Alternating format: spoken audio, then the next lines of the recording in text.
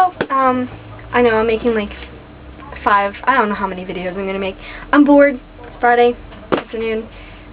Boyfriend's at work. I don't really know what to do, so I figured, hey, let's just do video after video. But I don't want to keep going on and on because 10-minute limit for YouTube. I don't want to go over that, and then I can't edit. The way that my format is on my camera, I'm not that tech savvy to be able to go and edit it right, because I can't edit it on, yeah, I'm not that smart when it comes to computers.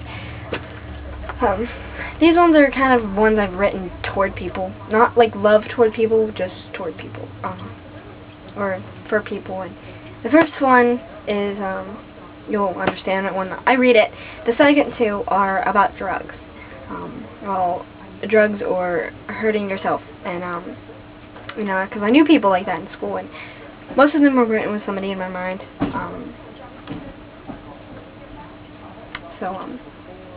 I should warn you. I should warn you, he's not what he seems.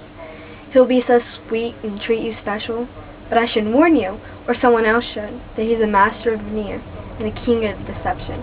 I should warn you, lies and contradictions are the evil things he strives to create and tell. But I should warn you that he'll try to destroy everything you've ever believed and turn you as shallow as himself. I won't warn you, though, because you'll soon find out that your happiness with him is fake, and he's one of those who can never love. He's actually, that person is actually in those, one about, in my 12 Familiar Highlanders, the previous video. Yeah. And here's the one about drugs. I wrote this when my, a person I knew close to me, died of a drug overdose. Again, it's not his real name, and this isn't exactly his story, but, it made me think about, you know, how many people out there do die of drugs that live good lives. And, you know, so you comment if, you know anybody that's done that. You know, you want to give a shout out, you know, like, you miss them, you know. Because it's not that, you know, it's not good, you know, to ruin your life over maybe one night of fun. So, this is called Charlie. Charlie took an overdose last night. He tried and tried with all his might, but the pain still did linger as he gave God the finger. His girlfriend Jamie was home sleeping, didn't know the devil had been creeping. She was dreaming of their wedding day that was only 3 months away. He was screaming, what the hell, as to the ground he fell. Charlie couldn't handle life no more. They had ground him to the core. He was found laying on his bed, his eyes the color red. On a mirror was laying cocaine. All he did was try to ease the pain. Charlie's viewing is on Friday, his funeral on Sunday. Crying family from Denver's flying in, only coming to cry again. Yeah, that one gets me every time, you know, but stuff like that does happen. This one is more about self-mutilation. Again, somebody I know. I don't know personally. I know people who have killed themselves. Not in this manner, but you know, a lot of people do around the country every day. Young teenagers deciding that, you know what, I don't want to swear. Forget it, you know. I give up. And it's not what you're supposed to do. You know, you gotta put yourself out there.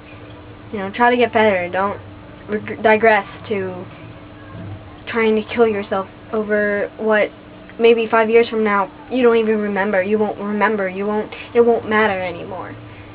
This is called Abby. Abby tried to make things right, but her enemies continued to bite. With no more to gain, she quickly ended her pain. She was found on her bed, lying in a pool of crimson red. Tired of living a lie, Abby decided she had to die. The stress was just too much with her enemies and such. Abby had to end it all and take the daring fall. A knife was by her hands, around her wrists were crimson bands. Abby's world fell apart, so she took one to the heart. Yeah, so, this is kind of a serious video, but, you know, try to, if, you know your friends are having drug problems, or self-mutilation problems, or even depression, you know, without self-mutilation, talk to them, you know, tell them tell them you care, tell them, you know, tell them all the time that you love them, and that you care about them, because the more you hear that, the more that they hear that, the more they're going to start to believe it. Because right now, if, you know, you have a friend or a family member, relative that thinks like that, that's what they're thinking, that no one cares. They don't believe it. They don't. So you push that into their brains that you care, that you love them, and that's gonna make all the difference. You could save somebody's life. This is serious, and I have a friend right now who he has problems, you know, both with the self-mutilation and the drugs. And I tell him constantly how much I care and love about him. Care about him and love him. And I don't know if it makes a difference, but I pulled him back from the edge a couple of times, and I just want him to get better. So, if you know anybody about like that, or if you've had any success stories, you know, where you have gotten your friend to stop doing either cutting, you know, or there's lots of different self-mutilations out there. So any of those, or you've got a friend to stop taking drugs, I'm proud of you. And keep doing what you're doing. You might just be a savior, a hero to somebody. So, bye guys.